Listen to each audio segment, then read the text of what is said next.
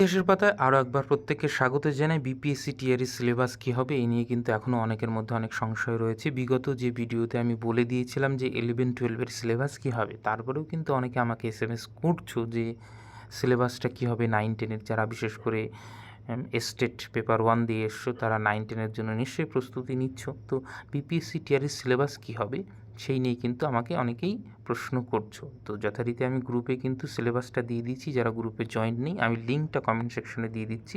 বিহারের জন্য যে আলাদা গ্রুপ রয়েছে সেইটা কিন্তু তোমরা জয়েন করতে পারো।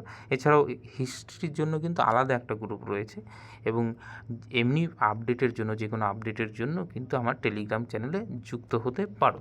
তো চলো বিপিএসসি টিআরই সিলেবাস সেইটা ক্লাস 9-10-এর ক্ষেত্রে কী হবে সেইটা একটু আমরা বুঝে নিই। তার আগে যারা আমার চ্যানেলে প্রথম এসছো তাদেরকে মোস্ট ওয়েলকাম, এবং আমার নাম নন্দদুলাল মণ্ডল, এবং আমি যাদবপুর বিশ্ববিদ্যালয় ইতিহাস বিভাগে পিএইচডি করছি, সেই সঙ্গে একটা কলেজে অ্যাজ এ গেস্ট টিচার হিসেবে পড়াই। আমার একটা ব্রিফ ইন্ট্রোডাকশন এখানে রইল। তো চলো শুরু করা যাক। আশা করি এই যে বিপিএসসি টিআরই 4 হবে তার যে এক্সাম প্যাটার্ন সে সম্পর্কে প্রত্যেকেই অবগত, এবং আমি এর আগে কিন্তু বলেও দিয়েছিলাম। তারপরেও বলি যে এই যে 150 মার্কের টোটাল পরীক্ষা হবে তার কিন্তু 3টে পার্ট। সেটা হচ্ছে পার্ট 1 ল্যাঙ্গুয়েজ মানে ভাষাপত্র, এবং জেনারেল স্টাডি সামান্য যে জ্ঞান সেইটা, এবং এই যে পার্ট 3 সাবজেক্ট। মূলত আমরা এইটা নিয়ে আলোচনা করব, এবং এই পার্ট 2 জেনারেল স্টাডির বিষয়টা কিন্তু আমি বলে দিয়েছি সিলেবাসে কী কী থাকবে সেটা কিন্তু আমি গ্রুপে যথারীতি বলে দিয়েছি। তো গ্রুপে না থাকলে গ্রুপে জয়েন হয়ে নাও, এবং সেইখানে কিন্তু আপডেটগুলো তোমরা বিহার সম্পর্কে পেয়ে যাবে। আর ল্যাঙ্গুয়েজ সম্পর্কেও কিন্তু আমি আগের ভিডিওতে বলেছি, তারপরে একবার ছোট্ট করে এইবার বলে দিচ্ছি। চলো এইবার এই দেখো যে এইটা বুঝতেই পারছো সেই যে সিলেবাস শেয়ার করেছিলাম তারই একটা অংশ, যেইটা হচ্ছে বেসিক্যালি 9-10-এর সিলেবাস বলা আছে। ঠিক আছে, তো 9-10-এর সিলেবাসের প্রথম ভাগে কী আছে? ভাষা।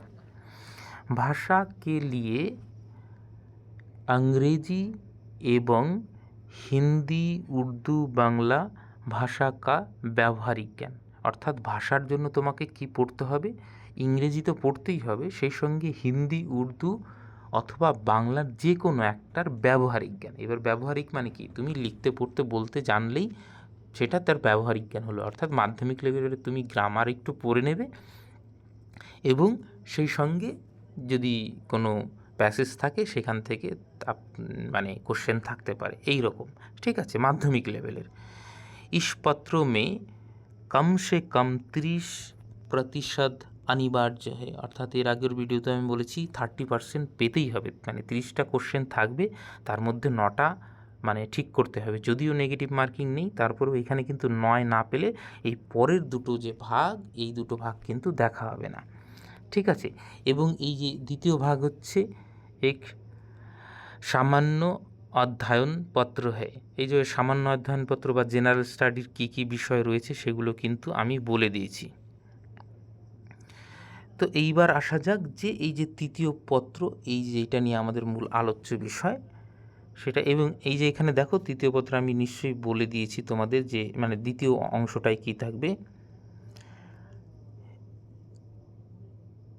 এই দেখো প্রাথমিক গণিত মানে এলিমেন্টারি ম্যাথামেটিক্স থাকবে মাধ্যমিক লেভেলের, সামান্য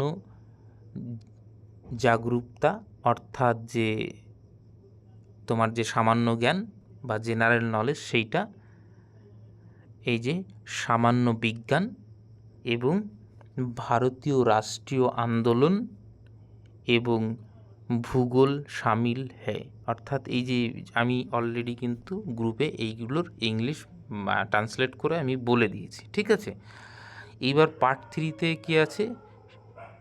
शिक्षा विभाग के अंतर्गत अध्यापक माध्यमिक विद्यालय के अध्यापकों के लिए एक বিষয়পত্র है। অর্থাৎ এই যে পার্ট নাম্বার 3টা এইটা হচ্ছে এই মাধ্যমিক বিদ্যালয়ের যারা টিচার হবে তাদের জন্য একটা পত্র। उम्मीदवार द्वारा इस पत्रों में से किसी एक पत्रों का चुनाव किया जाता है। এখানে যে কোনো একটা আপনাকে চুজ করতে হবে। এখানে লেখা আছে হিন্দি, বাংলা, উর্দু, সংস্কৃত, আরবি, ফার্সি, ঠিক আছে, বোঝা যাচ্ছে এই বিজ্ঞান, গণিত, তো এত কিছু আমাদের যাওয়ার দরকার নেই। আপনার যেটা যেটা বিষয় তৃতীয় পত্রে আপনি চুজ করবেন সেটা আপনি দেখে নেবেন, ঠিক আছে? এইবার আসা যাক যে সিলেবাসটা কী হবে। এই লাস্ট পয়েন্টে কিন্তু সিলেবাসটার কথা বলা আছে। দেখুন ভালো করে, এই যে লাস্ট যে পয়েন্টটা বলা আছে, উপরোক্ত বিষয় পত্রকে পাঠ্যক্রম, মানে এই যে যেগুলো বিষয় এখানে বলা আছে আগের বিষয়, মানে আপনি যেটা মানে চুজ করবেন বা বিষয় হিসাবে বেছে নেবেন, তো পাঠ্যক্রম, পাঠ্যক্রম কি হবে?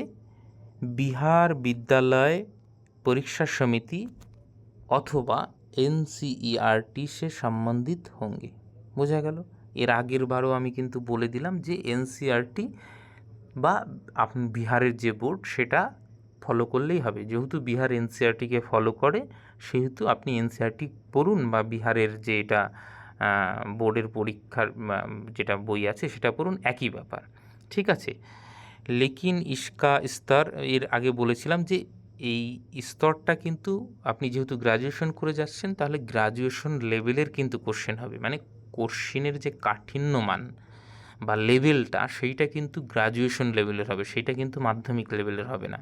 কিন্তু আপনার সিলেবাসটা কি, এনসিইআরটিতে যে মাধ্যমিক লেভেলের যে এনসিইআরটির বই রয়েছে সেটাই আপনার সিলেবাস। আশা করি বোঝাতে পারলাম যে এনসিইআরটি বা বিহার বোর্ডের যে বই রয়েছে একই বই, একই সিলেবাস।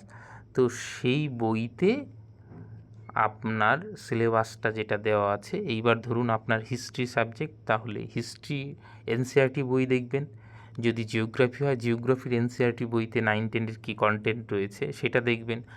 যদি আপনার অন্য কোনো সায়েন্সের সাবজেক্ট হয় তাহলে সেইটা 9-10-এ গিয়ে দেখবেন। তাহলে আশা করি বুঝতে পারলেন যে সিলেবাসটা কোথা থেকে কভার করবেন এবং সিলেবাসে কী বলা আছে এবং সেটা কোথায় গেলে আপনি পাবেন, ঠিক আছে? বোঝা গেল? এরপরেও যদি কারো কোনো সংশয় থাকে তাহলে নিশ্চয়ই আমাকে কমেন্ট করে জানাও, আমি যথাসাধ্য উত্তর দেওয়ার চেষ্টা করব, ঠিক আছে? এবং আমার গ্রুপে জয়েন হয়ে থাকতে পারো। আর আমি সিলেবাস সম্পর্কে, হিস্ট্রি সিলেবাস সম্পর্কে, 9-10 সিলেবাস সম্পর্কে আলাদা করে একটা ভিডিও করে দেব, ঠিক আছে? যে কী কী রয়েছে, বা অন্য কোনো সাবজেক্টের বিষয় যদি মনে হয় যে এইটা চাই আমাদের, বা জিওগ্রাফি বা অন্য কিছু, তাহলে কমেন্ট করে যে বলতে পারো। যদি আমার সময় হয় তাহলে আমি নিশ্চয়ই সেই বিষয়ের কী কী মানে সূচিপত্র বা সিলেবাস রয়েছে সেটা আমি বলে দেব। সকলকে অসংখ্য ধন্যবাদ।